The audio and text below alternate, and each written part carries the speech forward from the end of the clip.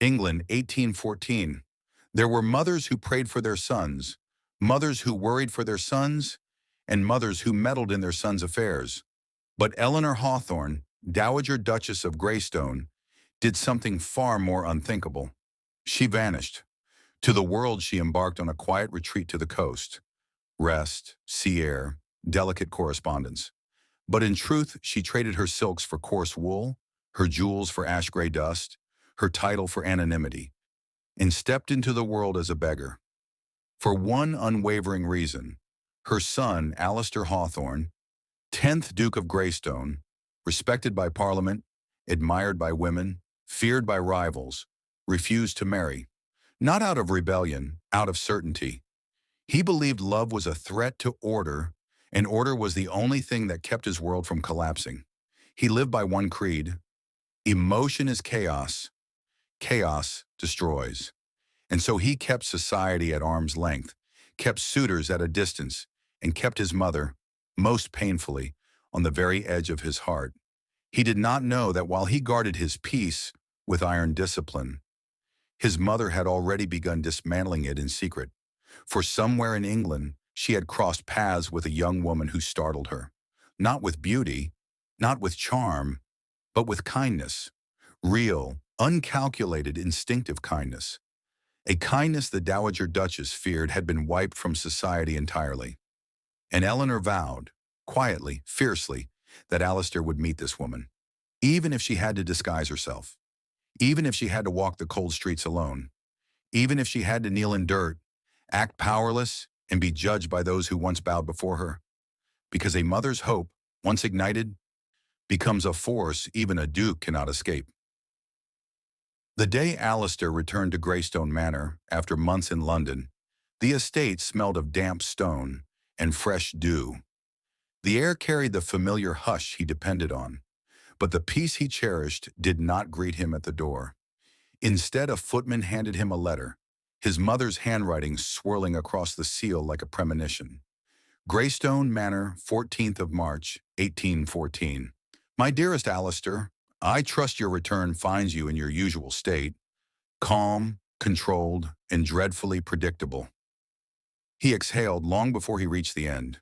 A gathering, a house filled with guests, 5 nights of polite conversation, and woman after woman presented like crystal ornaments. His jaw tightened with the familiar resignation. Peace, he murmured, folding the letter with surgical precision. It never lasts. He did not know that miles away, in a quiet village along the northern road, his mother, hidden beneath a threadbare shawl, was already weaving the very disturbance he feared. And he did not know that the young woman who would upheave his entire life was only a corridor away from discovering that even beggars can shape destiny, and even a duchess can hide in plain sight. Thank you for sticking around with me, my wonderful story family. If you're already hooked in for today's story and ready to enjoy it, click subscribe and let me know in the comments where you're watching from, because I am going to be giving you more beautiful stories. Your likes, comment, and subscribes gives me more strength. I love you all. Now let us begin. England, 1814. Greystone Village was still waking when the old woman appeared at the edge of the market square. Stooped, shawl-wrapped, and carrying nothing but a frayed basket and a quiet dignity that did not belong to someone of her station. The villagers saw only a beggar. She knew that. She welcomed it. For Eleanor Hawthorne, Dowager Duchess of Greystone, the disguise was more than cloth and soot. It was the only way to glimpse the truth about people, about women without the haze of title and fear, and she needed truth now more than ever. Her son, Alistair Hawthorne, Duke of Greystone, had mastered the art of avoidance. Avoidance of society, avoidance of suitors, avoidance of the future. He believed order safeguarded life. She believed order had imprisoned his heart. And so she slipped quietly into the life of the forgotten to find the woman who could disturb her son's silence. That morning, Eleanor stood near the row of vendors, pretending to examine bruised apples, when a sharp, careless voice cracked through the air. "Move aside, old woman. You're blocking paying customers."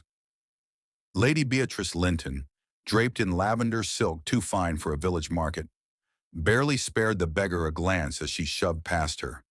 Eleanor stumbled, catching herself on a wooden crate. The humiliation burned, not because she felt insulted, but because she suddenly saw exactly the kind of woman society would push toward her son. Entitled, shallow, cruel beneath perfume. Not her, not for Alistair. Before Eleanor could recover, another hand appeared, gentle, steady, helping her to her feet. "Are you hurt?" the young woman asked, her voice soft but firm. Eleanor looked up, and there she was, the girl who made the world pause. She wore no silk, only a faded blue dress patched at the hem. Her hands bore the marks of real work, not pretense, but her eyes, warm, wide, deeply compassionate, held a strength that startled Eleanor. I I am quite fine, my dear," Eleanor whispered. "You weren't treated fine," the young woman replied. She lifted the bruised apples from the ground, dusting them carefully. "No one deserves to be shoved aside." Eleanor's throat tightened. Kindness without audience, without reward, instinctive and fierce. "What is your name, child?" Eleanor asked softly. "Clara Whitford," she said with a smile. "My father keeps the clockmaker's shop. If you ever need help, beggar or not, you can always come to us." Eleanor's heart settled. This was the girl. She knew it. She felt it the way mothers feel storms before clouds rise. Clara Whitford, a woman who did not see station, only humanity. The Dowager Duchess bowed her head not in disguise, but in reverence to fate. "My dear Clara," she murmured, "I believe you may be the answer I've been searching for." Clara blinked in confusion, but Eleanor already knew. Clara was the disturbance her son desperately needed, and the peace he believed he wanted was about to shatter. The road leading to Greystone Manor stretched long and straight beneath the morning sun, flanked by ancient oaks whose branches intertwined like guardians of old secrets. Alistair Hawthorne rode in silence, reins steady, posture immaculate, gaze fixed ahead. 6 weeks in London had exhausted him. Endless councils, tedious dinners, and the persistent whispers from matrons who believed his bachelorhood was a problem to be solved. He needed peace, solitude, silence. But as Greystone Manor came into view, a prickle of irritation scratched the back of his neck. Lanterns were lit along the drive. Too many. The windows glowed with movement, and the usually serene courtyard bustled with an unusual energy. He narrowed his eyes. Something was wrong. The butler, Mr. Alden, awaited him at the entrance. Back rigid, expression nearly anxious. "Your Grace," Alden bowed. "Welcome home." "Alden." Alistair dismounted slowly. "Why is the staff scurrying like startled hens?" The butler swallowed. "Her Grace the Dowager Duchess left instructions before her departure. Preparations for a 5-night gathering. Guests arrive tomorrow." Alistair's jaw turned to stone. "A gathering?" he repeated. "Yes, Your Grace." "A 5-night gathering?" "Yes, Your Grace." He closed his eyes and inhaled, counting silently. 1, 2, 3. No use. Peace was gone. He pushed open the doors of his study and found the fire lit, fresh parchment stacked upon his desk, and his mother's letter resting with infuriating precision atop it. He didn't need to open it. He already knew the script. "Smile, Alistair. Attend, Alistair. Be pleasant, Alistair. Try, Alistair. For heaven's sake, try." He exhaled through his teeth. He would endure the ball. He would endure the questioning stares. He would endure the parade of hopeful young women searching for status and title. He always did. But he would not allow anyone to disturb the order of his life. He lifted the letter anyway, reluctance in every movement, and broke the seal. "My dearest son," it began. He set it down before he even reached the second line. The silence between them hummed, not awkward, not unsure, but charged, alive. Dorian let out a shaky breath. "When I rushed out tonight, all I could think about was whether you'd still be here when I returned." Evelyn blinked. "You hurried back. For me?" "I ran back for you," he said, his voice low and raw. And the entire journey, one thought kept repeating itself. He paused, eyes piercing hers. I was terrified I'd be too late. Her heart twisted painfully. Dorian, she whispered.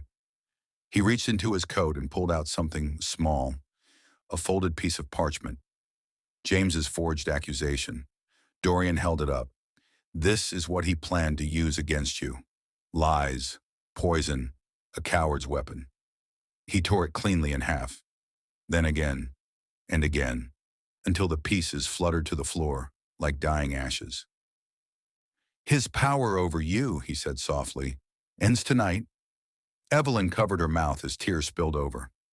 No one had ever protected her like this. No one had ever stood for her.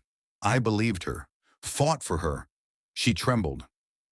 Why are you doing all this for me?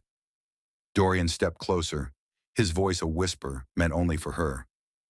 Because from the moment I saw you standing in that ballroom, trying to make yourself small to survive, something inside me refused to let you stay alone. Evelyn swallowed hard. No one has ever said things like that to me. That is because no one has ever seen you, he said gently. But I do. The air shifted, heavy, tender, electric. Evelyn, he murmured, lifting her hand and brushing his lips softly across her knuckles. You deserve safety. You deserve peace. And if you'll allow it, I want to give you both. Her breath trembled. She couldn't look away from him. But what if I'm too broken, she whispered. Then we'll rebuild together. His forehead touched hers. And I'll be honored to be the man who helps you heal. Her knees weakened. Every wall she'd ever built cracked under the warmth of those words. But just as she opened her lips to speak, shouting erupted from the ballroom. Guards ran past them, urgency in their steps. Evelyn stiffened. What's happening now? Dorian instantly shifted from gentle to alert, his protective instincts blazing to life. One guard skidded to a stop. Your Grace, Lady Helena sent us. James, he didn't leave the estate after all. He's broken into the archives. He's destroying documents linked to his debts and crimes. He's armed. Evelyn's heart dropped. James wasn't running. He was retaliating. Dorian cursed under his breath, then turned to Evelyn, gripping her shoulders softly but firmly. Stay with the guards. Don't follow me. Do you understand? Evelyn shook her head, fear gripping her. Dorian, please. He's dangerous. And he hates you because of me. I'm not letting him terrorize you any longer. His eyes burned with a vow. He wants to destroy your reputation. He wants to intimidate you. He wants to break you all over again. I will end this tonight. Then softer. I need you safe. Please, Evelyn. Let me protect you. She hesitated, because the thought of losing him now made her heart seize. But she nodded, and Dorian ran. Guards followed him, swords drawn. Evelyn watched him disappear around the corner, her breath lodged painfully in her chest. A guard stepped beside her. Miss, this way. We'll keep you safe. But Evelyn's gaze remained fixed on the darkness where Dorian had vanished. She clutched the raven crest around her neck. Please, she whispered to the empty hall. Come back to me. Then, a thunderous crash echoed from the archives. Shouts, steel. A roar of anger she recognized all too well. James. Evelyn's knees trembled, and the realization hit her with brutal force. Dorian wasn't facing a disgraced nobleman tonight. He was facing a man with nothing left to lose. The ballroom fell silent the moment Alexander walked in with Alara on his arm. Gasps rippled through the hall like a soft storm. Every noblewoman stared, every gentleman straightened, every whisper rose and fell like waves crashing against marble. Not because of the Duke. He had always commanded a room, but because of her. The woman who once hid in shadows now glowed like she had been born for the light. Her gown was a soft silver blue, shimmering like moonlight on water. Her hair fell in loose curls, her eyes bright, not with fear, not with pain, but with a fragile, blooming hope she no longer tried to hide. Alexander leaned closer, whispering, "Let them stare. Tonight I want the world to know who holds my heart." Her breath caught. Even now, after everything, his words still pierced deep, not with pain, but with healing. But the night wasn't finished with her yet, because across the ballroom, frozen near the entrance, was a face she never wanted to see again. Her ex. The man who had broken her, the man who had taught her to fear love, the man who had taught her to shrink, apologize, and bleed quietly. He stared at her like he couldn't believe what he was seeing. Lara? Alexander sensed her stiffness. His hand tightened gently around her waist. You don't have to face anyone alone ever again. But Alara inhaled slowly, steadily, and stepped forward. The hall watched. Not a whisper, not a breath. Ilara, I've been trying to reach you, her ex stammered, eyes darting nervously around the crowd. Things haven't been right without you. I realize now that I made mistakes and... Mistakes? Alara's voice was calm, not bitter, not broken, simply done. You didn't make mistakes. You made choices, choices that tore me apart. He swallowed hard. I can change. Please give me... No. Her voice didn't tremble. It didn't shrink. It carried through the ballroom like a soft, beautiful thunder. I am no longer the woman you hurt, and I will never let you break me again. Her ex paled. He had expected the old Alara, the quiet one, the apologetic one. But she had outgrown the cage he built for her. Alexander stepped beside her, not in front of her, not shielding her, just there, steady and proud. My duchess has spoken, he said, his voice low but unmistakably dangerous. Leave. Her ex turned and fled, swallowed by the doors she once thought would trap her forever.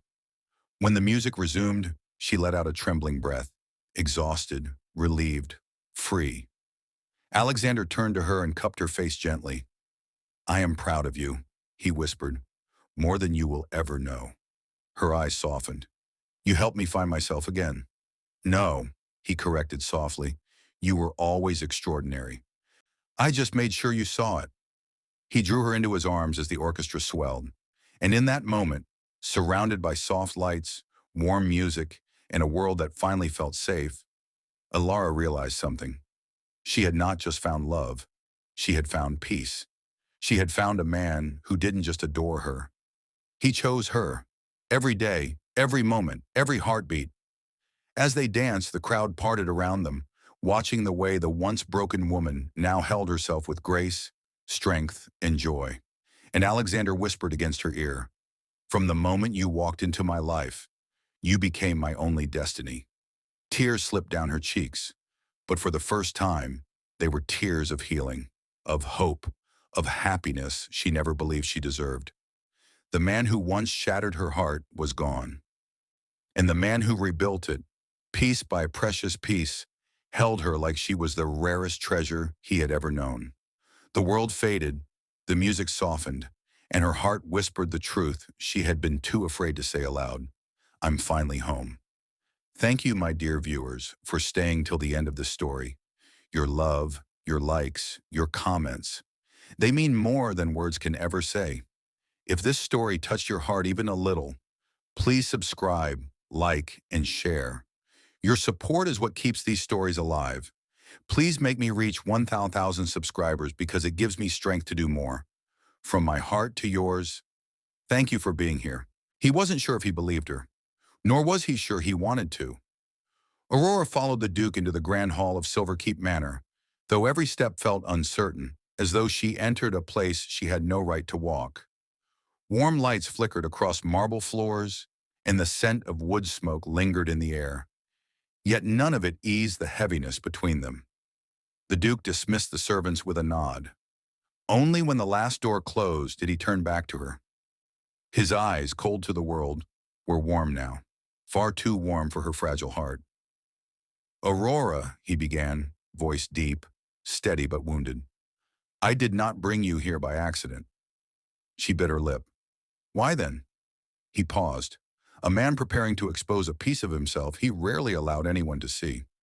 Because this house has been silent for too long, he said softly. And tonight, for the first time in a year, I felt something disturb that silence. Her throat tightened. You speak as though I awakened a ghost. His jaw tensed. Perhaps you did. She swallowed. Your Grace, He stepped closer, not enough to frighten, but enough to let her feel his sincerity. "Let me tell you the truth," he said. "There was a woman, one I met by chance. I did not know her name. I never saw her face clearly. Yet she," he exhaled sharply, "she changed me." Aurora's heart squeezed painfully. She knew, because she was that woman, the masked stranger who danced with him under falling snow, the girl who felt safe in his arms for one incredible, impossible night. But she had left him. She had run before dawn, because she thought he would never look twice at the real her. Leonhardt rubbed the back of his neck, eyes clouded with memory. "I searched for her," he admitted. "Every winter festival, every masquerade.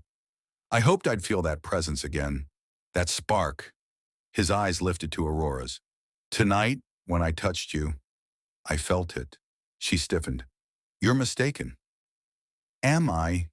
His tone was quiet, almost pleading. "Then why do you tremble when I'm near?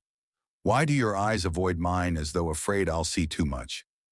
Aurora turned away. "That is not because of your lost love. It is because men like you, dukes, should not look at women like me." "Women like you?" His voice sharpened. "Aurora, look at me."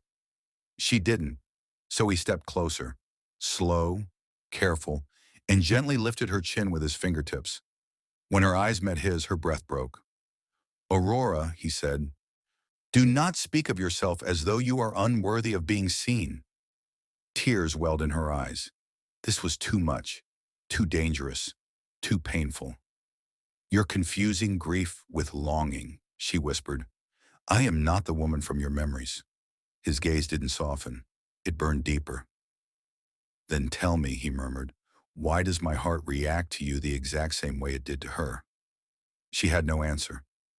Leonhardt dropped his hand slowly, visibly fighting something inside him. "You do not have to tell me anything now," he said, voice low and raw. "But I need you to understand one thing." Aurora swallowed. "You are not invisible," he said. "Not to me. Not anymore." A tear escaped down her cheek. Before she could speak, the manor doors burst open, and Lillian hurried back in with wide, startled eyes. "Brother! Aurora! There's trouble!" They both turned sharply. "What happened?" Leonhardt demanded. Lillian caught her breath. "A message arrived from the Harrington estate. Aurora, it's about your stepmother." Aurora felt her stomach drop. Lillian continued. "She is claiming you ran off with the Duke, and that your reputation is ruined." Aurora staggered backward. Leonhardt's eyes went dark, dangerously dark. He stepped to Aurora's side protectively. "She dares threaten your name?" he growled. "She will regret it." But Aurora wasn't hearing him anymore. Her stepmother had struck first, and the Duke of Silverkeep now found himself at the center of a scandal involving the woman whose identity he couldn't untangle, the woman he might already be falling for. Aurora felt the world tilt beneath her feet. Her stepmother's cruelty was nothing new, but this was a weapon aimed straight at her heart. "A scandal?" Aurora whispered, her voice barely holding together. "She is telling society that I ran away with you? That I—" Lillian placed a gentle hand on her arm. "She sent letters to several households. She wants the ton to believe you compromised yourself." Aurora's knees weakened. Leonhardt reached her in an instant. His hand hovered at her waist, ready to steady her, but not touching until she allowed. She didn't move away. "Aurora," he said, voice low and dangerous, "do not fear. I will handle this." She looked up at him, eyes shimmering. "You cannot. It is my reputation. My stepmother always finds a way to ruin me." His expression hardened with fierce protectiveness. "No," he said. "Not while I still breathe." Lillian stepped forward, her tone firm and confident. "Brother, if the rumors spread, the ton will assume she spent the night here." Leonhardt's jaw tightened. "And I will make it clear she is under my protection." Aurora shook her head quickly. "That will only make it worse. They will say I trapped you, that I seek marriage through scandal, like a scheming nobody clinging to a duke." Leonhardt stepped closer, eyes flashing. "Are you saying my name, my power, means nothing against a vicious gossip? She swallowed. I am saying that society will destroy me long before it even scratches you. His chest rose with a deep, frustrated breath. Aurora, he said, voice thickening, almost cracking, you must trust me. Her eyes lifted to his, trembling. I do. But this has the power to ruin everything I have left. He paused. Then he reached for her hand, warm and steady. Aurora, he murmured, I will not allow them to turn your name into a weapon. Something in her broke at the kindness in his voice. But before either could speak again, Lillian cleared her throat softly. There is one way to silence the scandal. Aurora turned quickly. What way? Lillian exchanged a glance with her brother, one that carried weight in old tradition. Leonhardt's shoulders stiffened. Aurora, Lillian said gently, if you truly spent the night in our home, alone with my brother, then society will expect one thing. Aurora's breath stilled. Leonhardt closed his eyes for a moment, then opened them with the full force of a man accepting fate. They will expect, he said quietly, that I offer you marriage. The room felt too still. Aurora shook her head in disbelief. No, that cannot be the only solution. Lillian stepped closer, apologetic. It is the easiest solution, the most honorable, the only one that protects your standing immediately. Aurora stared at the Duke, her heart twisting painfully. You would marry me, she whispered, because of a rumor? He didn't answer immediately. Instead, he stepped close enough that she felt his breath, his warmth, his hesitation. Aurora, he said softly, I do not want to marry you because of a rumor. Her heart stopped. I want to marry you, he inhaled shakily, because every moment with you feels like standing on the edge of something I cannot walk away from. Her lips parted. But, he continued, voice gentling, I will not force you into anything. If you do not wish it, if you feel nothing for me, I will fight the scandal another way. Silence. He meant it, every word. But Aurora was caught between fear and something far more frightening. Hope. Your Grace, she whispered, voice breaking. If I say yes, would it be because of me? His eyes burned, raw, earnest, unguarded. I cannot forget the woman I once met, he admitted, but I cannot ignore the woman standing before me either. Aurora's breath faltered. Lillian stepped back to give them space. Leonhardt lowered his forehead to Aurora's, a gesture so intimate she nearly cried. Tell me what you want, he whispered, and I will move the world to make it so. Aurora trembled. I don't know.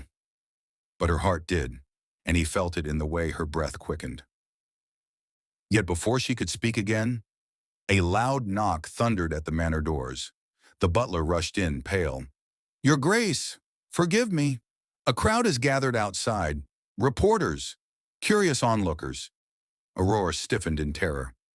Leonhardt's eyes turned to steel. He took Aurora's face gently in his hands.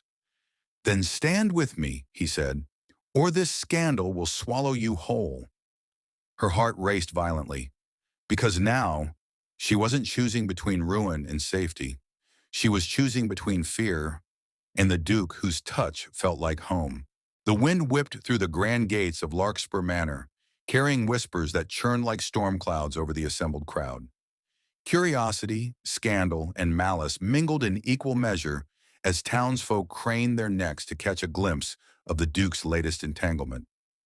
Aurora clutched Leonhardt's hand, feeling the pulse of his confidence steadying her trembling heart. He had promised to protect her, but the sheer force of society's gaze was overwhelming. The carriage rolled to a stop, but no one moved to disband the crowd. Instead, they surged forward, eager for gossip, hungry for spectacle. A sharp exhale escaped her lips. Leonhardt, what do we do? He tightened his grip, a quiet fire burning in his eyes. We do not flee. We face them. Aurora blinked, stunned. Facing them. Every instinct screamed to hide, to vanish, to pretend none of this mattered. But Leonhardt's unwavering gaze held a command impossible to resist. "You must come with me," he whispered. "Outside. Let the world see you, not as a victim, but as the woman I choose." Her stomach twisted. The thought of standing before all those eyes, their judgment poised to descend like a blade, made her knees weak. But beneath that fear, a defiant spark flared. This was her moment, not her stepmother's, not society's, not anyone's but her own. The carriage door opened, and Leonhardt's hand steadied her as she stepped out. The crowd fell momentarily silent, sensing the gravity of the moment. Cameras of the tons, social observers, and curious townsfolk alike were trained on them. Aurora's chest rose and fell rapidly, but Leonhardt's presence lent her courage she didn't know she had. "Ladies and gentlemen," Leonhardt's voice rang clear, confident, commanding. The chatter died down immediately. "It has come to my attention that rumors have been spread about this lady, my guest in my home. Falsehoods meant to tarnish her name, to humiliate her, to manipulate the very fabric of her life. But I will not allow it." Gasps echoed through the crowd. Aurora's hand tightened around his, grounding herself in the strength he radiated.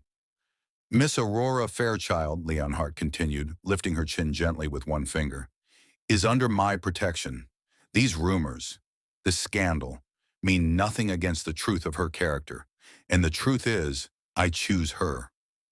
The words struck Aurora like a bolt of lightning.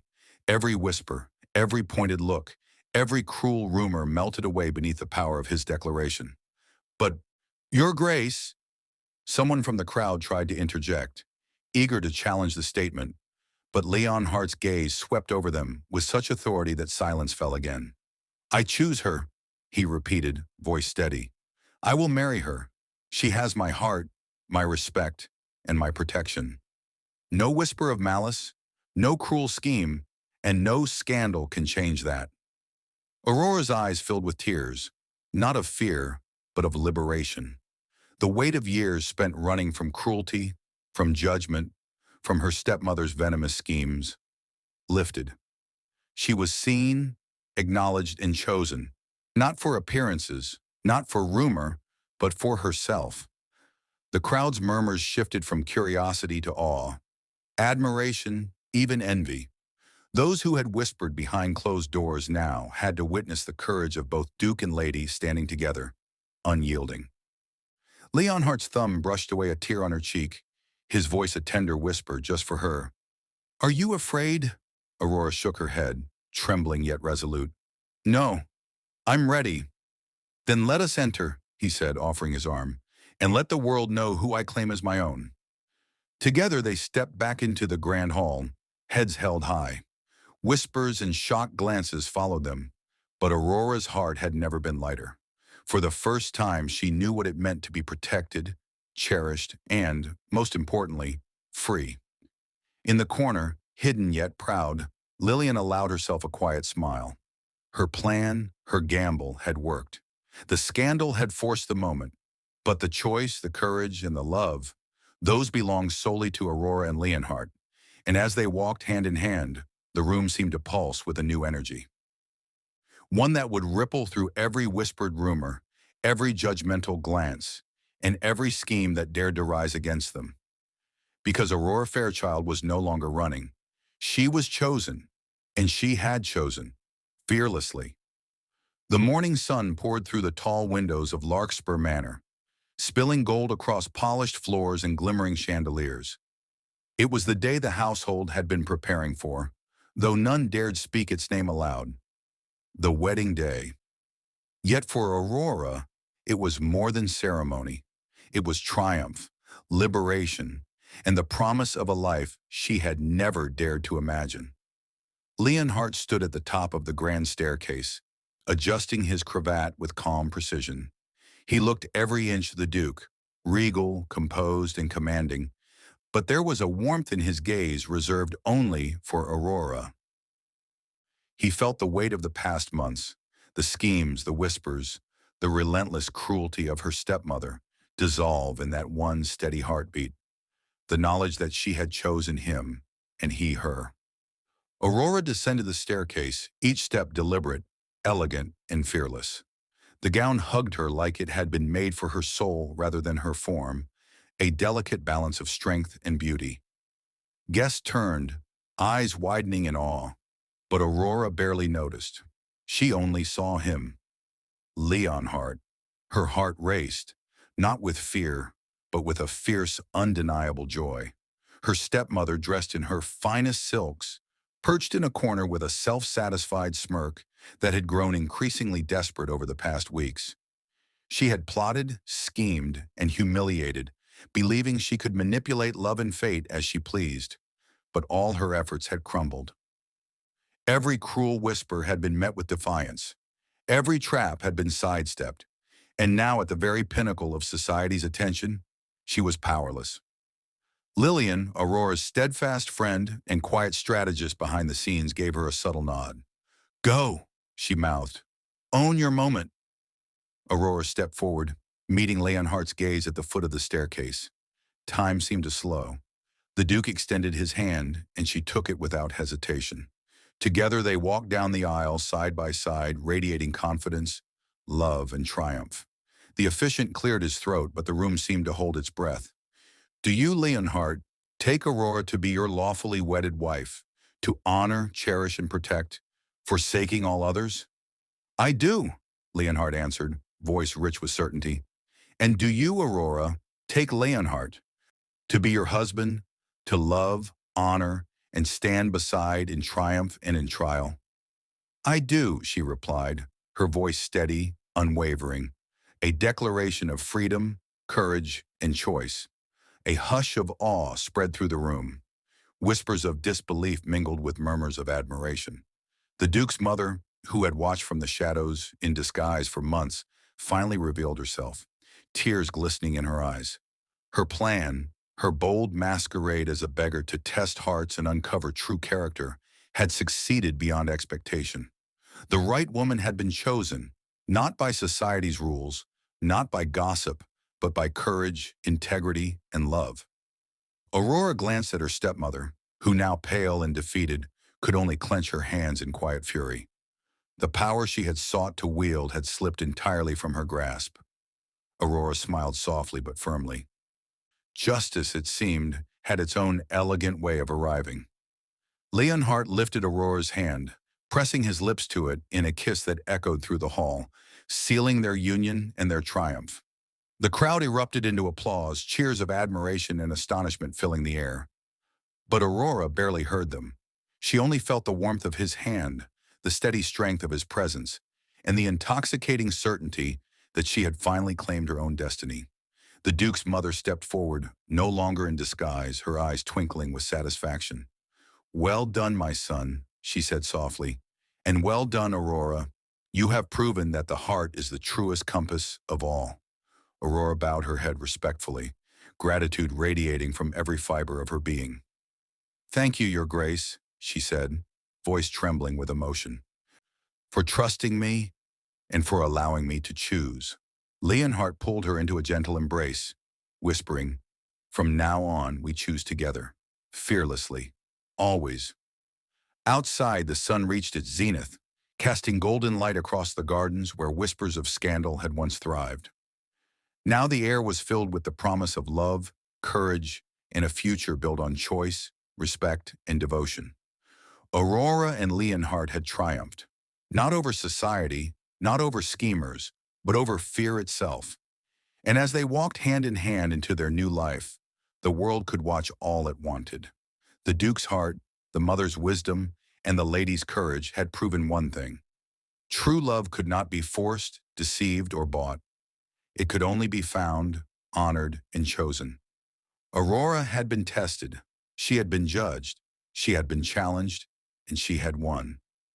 The Duke's mother, watching them with pride, allowed herself a satisfied smile. The future was theirs. Thank you so much for watching. I hope you enjoyed this journey of courage, love, and unexpected twists. Don't forget to like, share, and subscribe for more stories that touch the heart. Your support means the world, and I can't wait to bring you the next tale.